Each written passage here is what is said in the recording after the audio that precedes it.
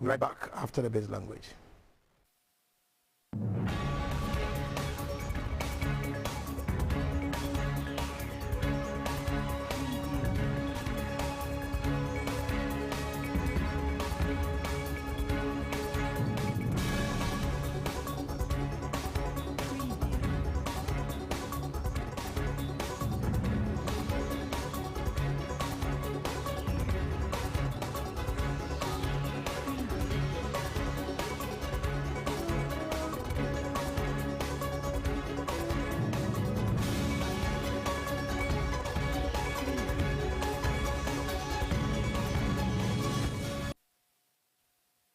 Hello, welcome back.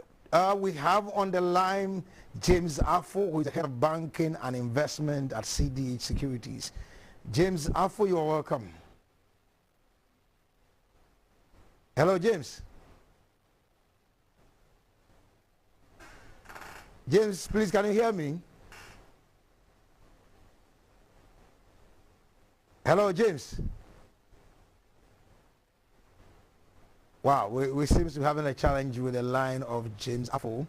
But as we wait for him, let's look at the market indices for today. Today ended on, it was flat actually, it was 0 point. In other words, what we witnessed yesterday was the same in terms of the composite index itself and the year-to-date return. It's still at negative 10.11%. The financial stock segment is 0.86%. That is still in a positive domain. If you look at the volume of shares that were traded today, 22,480 was valued at 16,370.55 pesos, and the market cap is still at 61.6 billion Ghana cedis. And so the market has not been exciting as it was yesterday. It was a bit bullish yesterday, but today the equities or companies that traded some shares were Access Bank 100 shares, Bob, that's Benz oil palm 296, Car Bank did 454, and CPC sold 11,555 by the same price in terms of the shares. And then Das Pharma sold 575. We saw EGH, that's Enterprise Ghana, 15 shares, 1,474 shares by ETI. Fan Milk sold 353. The biggest trading for today was actually the second biggest trading was Gold, 5,734, and then MTN. SIC did 44 as against 20 by Societe Generale. So the total shares that were traded today stood at 22,480 actually. So this is how the market fared for today. We have Kojo Jain and Kojo Kusifrimpon on the line.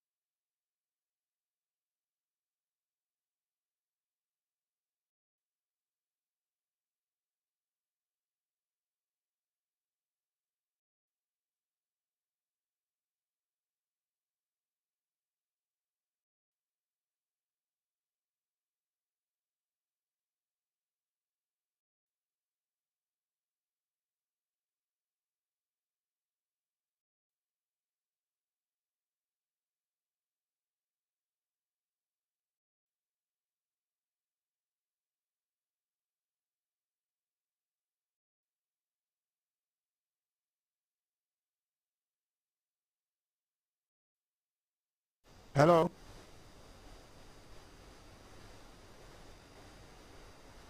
Kusi, can you hear me? No, I cannot hear you. Well, I was asking what exactly is the issue Um, that led to the there seems fine? to be,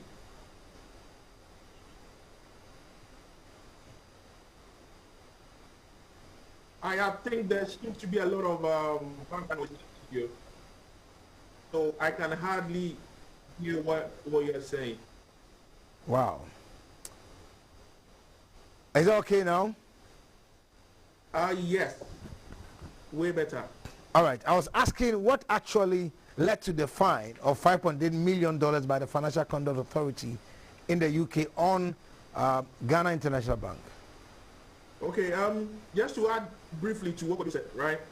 So in the 1960s, we set up Ghana Commercial Bank, as we know it in Ghana now, GCB, had a branch in London, known as the London office. And the likes of President Kufuor worked there, and former Finance Minister Kwabena Dufo also worked there. In 97, as a governor of Bank of Ghana, it changed, or they made it um, a corporation. So it's set up as a bank with a banking license in London. So to add to the bit that you asked me, so as a result, um, bank or Ghana International Bank fell under the regulatory remit of the UK regulators, which is the Financial Conduct Authority and Bank of England. And from the news that came out yesterday, um, from 2016 to, 2012 to 2016, the UK regulators saw that the bank had weak, very weak systems in place to monitor financial crime. So that comes into phase like money laundering, international sanctions, and other stuff. So what they then did was to say to the bank that we want you to upgrade on your processes and procedures. So as a result of that, the bank has been fined. Okay, the caveat is that no actual money laundering took place, according to what the Financial Conduct Authority came out with yesterday.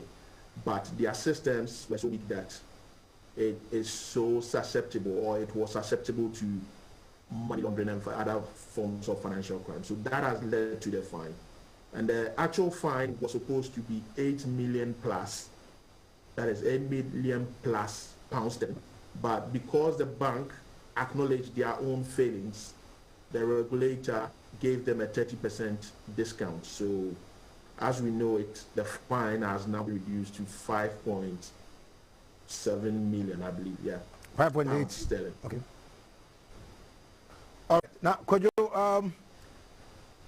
this fine that has come, what does that mean when you look at the fact that just last year, I think this year, Ghana was taken off the list of countries that were considered were blacklisted by the EU for not having a system in place to be able to check money laundering. Well, I mean, it's a big blow to the bank because first of all, Ghana International Bank has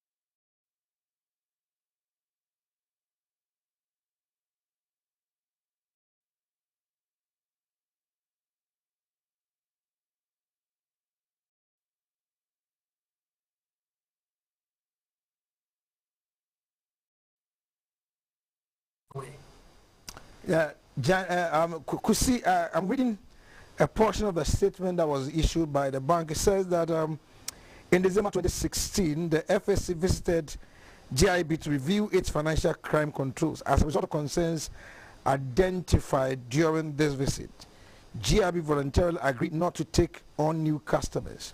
This restriction remains in place.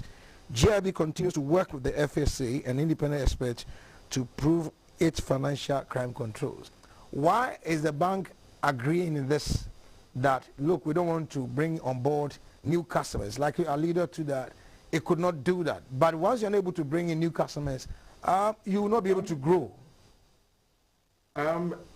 So background team, yes. Okay, so it is not, the way these things work is that, let's first of all start with who owns and controls Ghana International Bank. So I believe that that is the key thing we need to understand. So here we have Bank of Ghana, which owns 50% or so of Ghana International Bank. Then we have Agricultural Development Bank, you have Ghana Commercial Bank, you have SNIT, and you have SIC. These are the main key shareholders of Ghana International Bank. And then, as we know it, these mostly are state institutions. So what they would then do is they would appoint the directors, okay, from Ghana. So as we know it, the shareholders are Ghanaian, or the Ghanaian state institutions, and the board tends to hail from Ghana. So from the there seems to be a bit of background now, so sometimes I'm lost in what I say. So what is transpired is that the customer base of the bank, that is Ghana International Bank, is primarily Ghanaian banks. So apart from the ownership being Ghanaian state institutions, the hello. Go ahead. You go ahead and wrap up. I think the time is up. You can we're almost time. Time is almost up. But you can go ahead quickly and then wrap up. Hi. So the main thing is that Ghanaian banks that want to transact abroad and want to use Ghana International Bank would step in terms of the bank cannot use them or cannot onboard them. Okay. And in a way, that also does not help people like ourselves who live in the UK who want to open a bank, Ghana International Bank. So they didn't agree that this is what they want to do. It was imposed on them. Okay. Because the regulator needs to ensure that the clients they have on their books are actually up to the required standard and that they are following international best practices. And also they need to ensure that the Ghanaian banks, as we all know it, we had the banking sector cleanup. So from 2012 to 2016, most of the things that we were doing in Ghana and we did wrongly also affected Ghana International Bank because it is state-owned. So if there was lack of regulation in Ghana from Bank of Ghana, then that also affected Ghanaian banks because their systems they had in place were also weak.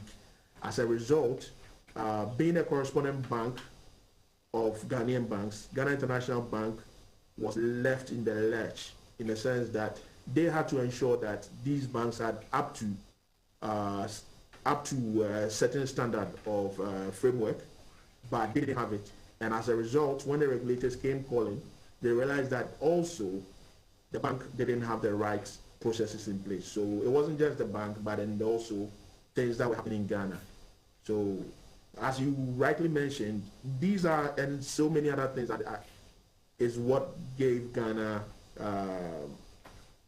bad reputation in terms of Financial Action Task Force, EU, and the UK money laundering list. But I believe that now things are okay.